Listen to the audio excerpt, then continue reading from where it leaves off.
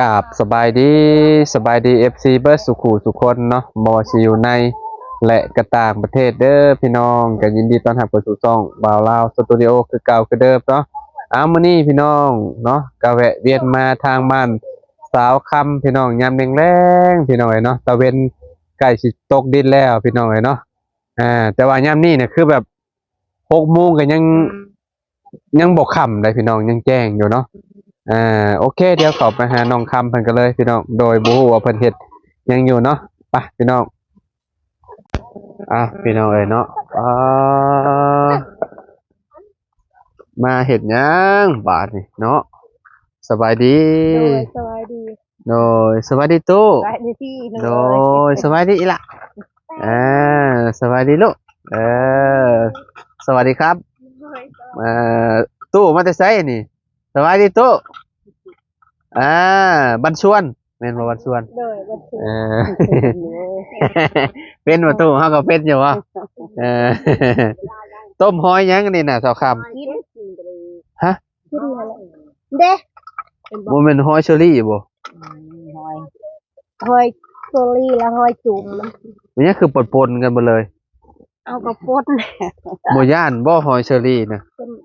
มันต้องเอาตามันออกแล้วกินเป็นยังบ่ได้เฮาก็จิ้มออกแม่นบ่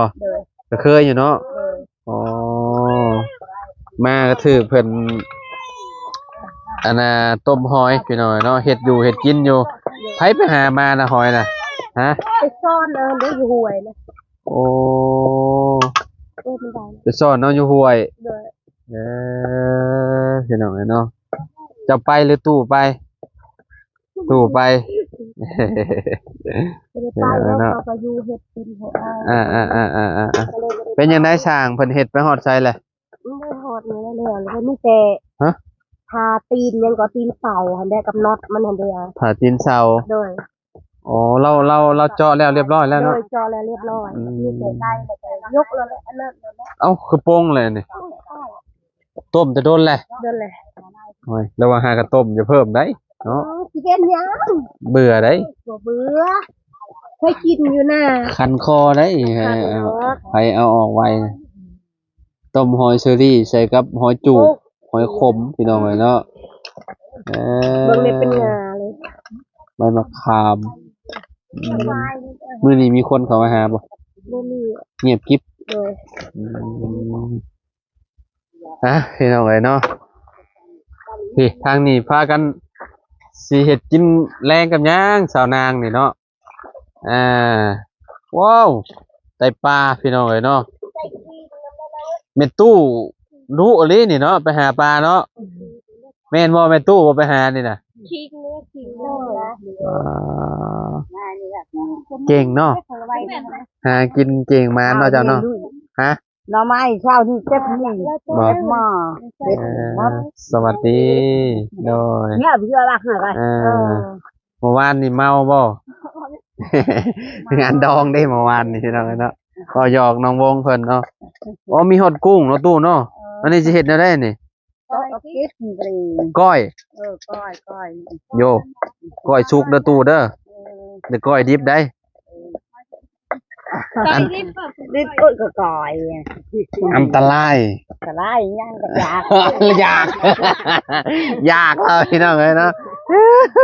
เห็นความเล่าแล้วเนาะเราอยากก้อยดิบพี่น้องเอ้ยเนาะอันนี้สิอุบ่ดูสิแกงบ่อ๋อแกงเอาเนาะแกงบ่แซ่บมุกก็มันแซ่บมุกจะมักมุกบ่ตุอันนี้เจ้าไปเฮ็ดแนวใดเจ้าคือได้ลายสิตุไปน้ำมันลกเลยน้ำมันบกเนาะช้อนเอาช้อนผู้เดียวเลยบ่นี่เดียวโอ้ดังวิงอันนี้เนาะนี่เนาะแม่นบ่ตุ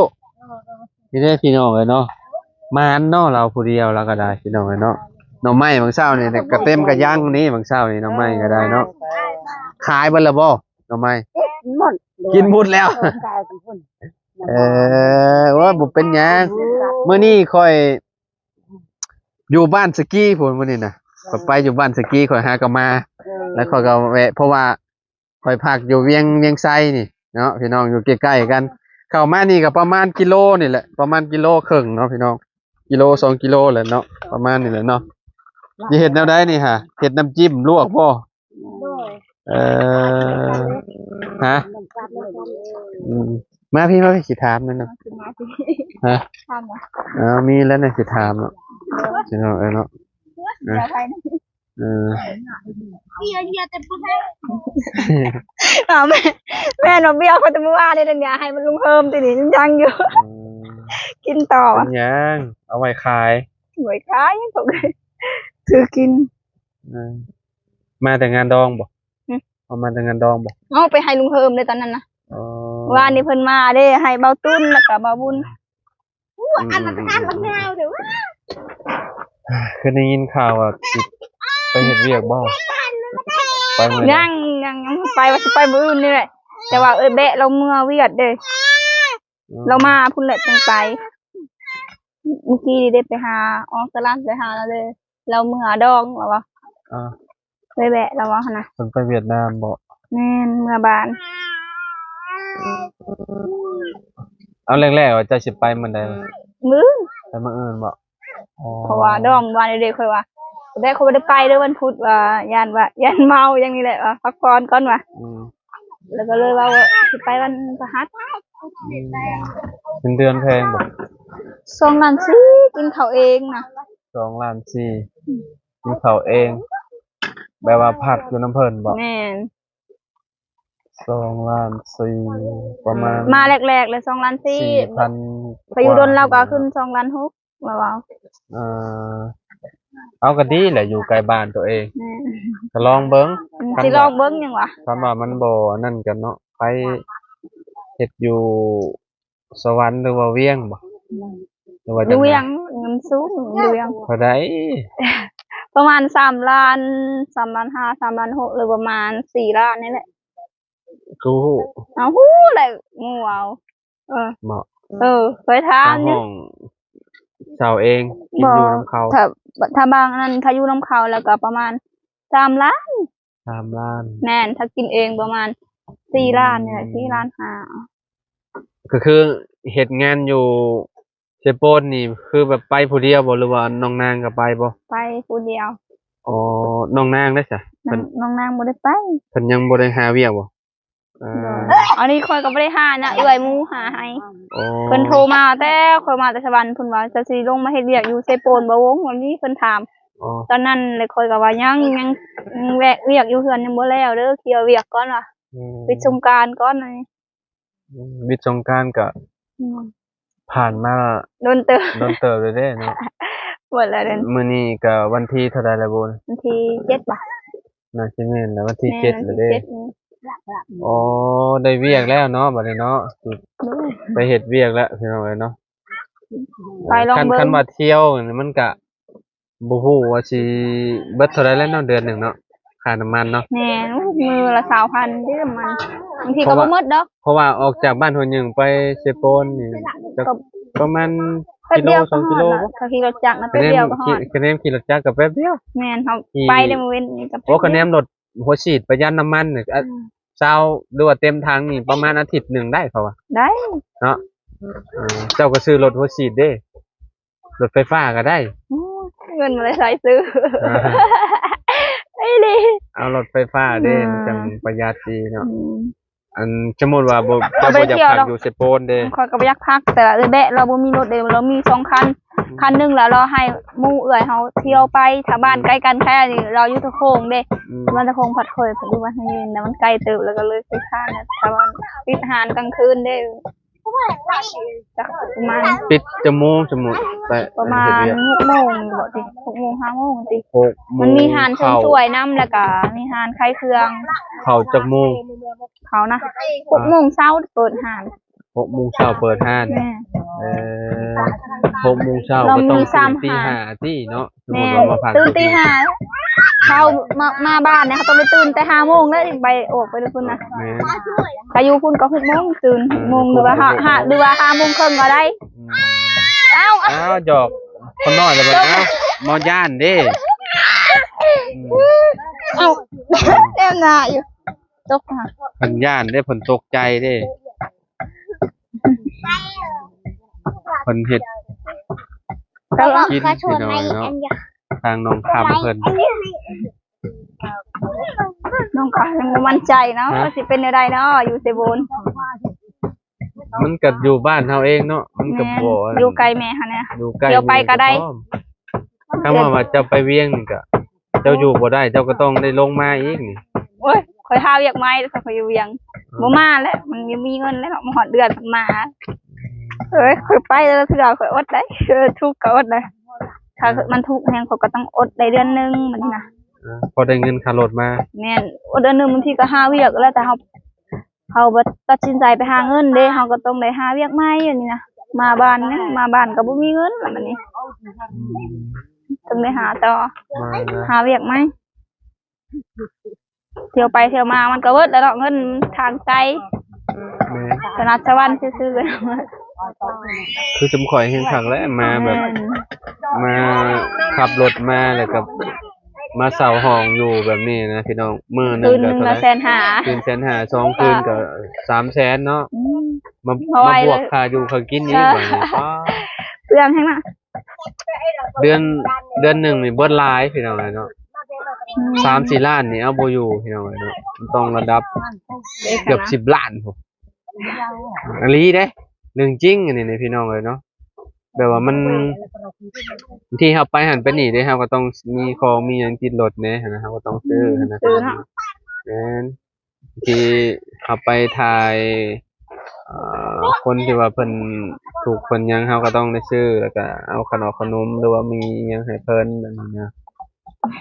ถ้าเฮาบ่มีทุนนี่ก็เฮ็ดยากๆเลยพี่น้องเอ้ยเนาะ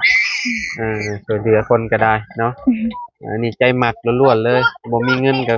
ขอขอนใจพี่น้องเอ้ยเนาะเอ้ยเนาะ คนใจบุญเนาะมักเลยเรือ อืม ก็ได้บุญหลายเอ้ย เก็บบุญกระจกเงินตัวเองใช่เนาะ ได้บุญหลายแห่งได้กว่าเก่าอีกแห่งได้กว่าเก่าแล้วซอยคนนะเฮาก็สิได้กว่าเฮาซอยทำไรเฮาก็ได้กว่านั้นนี้นะ อืม มันจึงมีดอก ในอนาคตเนาะ แม่นมันต้องมีวันหนึงมันก็ต้องมีแหละ อืม เฮามีมันก็ต้องมีคนมาให้เฮาคือกันจะเชื่อแบบนั้น เชื่อเลยค่ะ อ๋อ แต่บ่ เฮาเฮ็ดดีเนาะต้องได้ดีเนาะแม่นบ่เนาะ หึ เฮาเฮ็ดดีต้องได้ดีเนาะ โดยเฮ็ดซัวต้องได้ซัว อืม เป็นคนดีเลยเขาเป็นคนซัว พี่น้องเอ้ยเนาะเอาก็ดีใจนํเนาะทางน้องวงเพิ่นว่าเพิ่นสิได้ไปหาเฮ็ดเวียกเฮ็ดงานแหละพี่น้องเอ้ยเนาะว่าสิเฮ็ดอยู่ใกล้ๆนี่แหละอยู่ในตัวเมืองเฮานี่แหละตัวเมืองเซโปนนั่นแหละพี่น้องอยู่ใกล้ๆแม่เพิ่นว่าเนาะอยากไปลองเบิ่งเจ้าเคยเฮ็ดอยู่ดาราว่าอยู่แถวเซโปนนี่ว่า เฮ็ดแต่ตอนครั้งแรกออกแต่จากบ้านเลยออกไปในเมืองครั้งแรกเลยนะตอนอายุประมาณ15 ปีตอนนั้ จะ น ดนบ่ เขาอยู่นะ อืม อยู่ประมาณ6 เดือนคือว่า อยู่ได้6 เดือน แม่นไข้เฟอร์ โอ้ก็ถือว่าเก่งอยู่ได้6 เดือนเนาะแบบว่ามันก็บ่ ไข้ ได้ เฟอร์รับตื่นแต่3 โมงคุณเขาตื่นแต่4 ตี เพื่อเฮาเตรียมเครื่องเตรียมหยัง แม่ เนาะ น แม่น โอ้ต้มน้ำซุปเด้เผื่อวันซีกระดูกอ่อนเด้แล้วก็น้ำซุปมันออกแล้วมันนัว แสดงว่าเจ้าก็มีประสบการณ์เฮ็ดเพอเฮ็ดหยังอยู่เนาะ โดยได้อยู่ โอ้ได้อยู่เนาะ โดยถ้ามีเครื่องครบก็เฮ็ดเป็นอยู่ อ๋ออนาคตเจ้าก็พอดีแหละเจ้าก็ได้แหละเจ้าก็สมมุติว่าเจ้าจะเปิดห้านเปิดหยังเจ้าก็มาเปิดอยู่บ้านเจ้าเนาะเล่นหาบ้าน นั่นแหละ เพื่อว่ามีไฟฟ้าเขาเด้ ครับ ไฟฟ้าสิเฮ็ดแล้ว บ่ เนาะ มีไฟฟ้าเฮ็ดบ่ได้ เฮ็ดบ่ได้เลย เอาเครื่องเสียเบิด แม่นจะไว้ไทยเหล่านี้กระดูก เป็น นี่ พวกกระดูกพวกชิ้น พวกลูกทองลูกชิ้นเนาะมันบูดมันเน่าโอ้ยลุกทึนได้พี่น้องเนาะ แม่น เออ ขนาดอยู่ในเมืองถ้ามันบ่หมดก็ลุกขึ้นอีกแล้ว รูปคือกัน แม่นเครื่องแพงนายเดี๋ยวนี้น่ะโอ้ยทายถ้วย 10,000บ่ได้ดอก 20,000 25-30ขึ้นไป 30ขึ้นไปพุ่นแหละขายนะมันถึงได้ โอ้ข่อยกินแต่ละมื้อประมาณ30-40พี่น้อง ถ้าเพิ่มแล้วก็30ได้ถ้าเขาวเปียกประมาณ25นี่แหละนี่แหละ25,000ใส่ซีนนะถ้าใส่หมูกรอบก็ได้แล้วประมาณ30หรือว่า25ได้เลย30น้องล่ะ เออประมาณนั้นแหละแพงพี่น้องเนาะมีหยังก็แพงพากันเว้ากันหยังสองคนนี่ตึกอยู่อันนี้คือหยังนี่น้อง เดี๋ยวนะ ฮะก้อยแบบนี้เลยบ่ แม่ไม่เท้าสิก้อยนี่มันมีกุ้งแล้วมีปลาซิว ตู้ละก้อนนี้เลยเด้อพี่น้องโอ้แบบนี้เลยเนาะเจ้าเคยกินบ่ กินกุ้งกิน เอาพี่น้องเอ้ยเนาะหลังจากที่เบิ่งเนาะน้องคำเพิ่นเฮ็ดอยู่เฮ็ดกินแล้วก็น้องวงถามน้องวงจักเล็กจักน้อยพี่น้องเอ้ยเนาะเพิ่นก็ใกล้สิไปเฮ็ดเวียกเฮ็ดงานแล้วทางน้องวงก็ได้เนาะพี่น้องอ่าประมาณนี้เนาะทางอ้ายเพิ่นก็ได้เจาะพี่น้องเอ้ยเนาะเจาะอันนี้เนาะแล้วเรียบร้อยเลยยังเหลือแต่ใส่น็อตพี่น้องเนาะแล้วก็โอ้เพิ่นวัดไว้เรียบร้อยเลยพี่น้องเนาะโอ้กับตีนมันพี่น้องตีนเสาเนาะตีนเสายังบ่มาเนาะพี่น้องเนาะไปกลับไปหาซุมน้องเพิ่นอีกทีหนึ่งก่อนพี่น้องเลยเนาะก่อนสิกลับบ้านพี่น้องโอ้เห็ดกินปกเป็กอยู่พี่น้องยามค่ำๆเนาะบรรยากาศอย่างอบอุ่นเลยพี่น้องเลยเนาะโอเคโอ้พี่เนาะ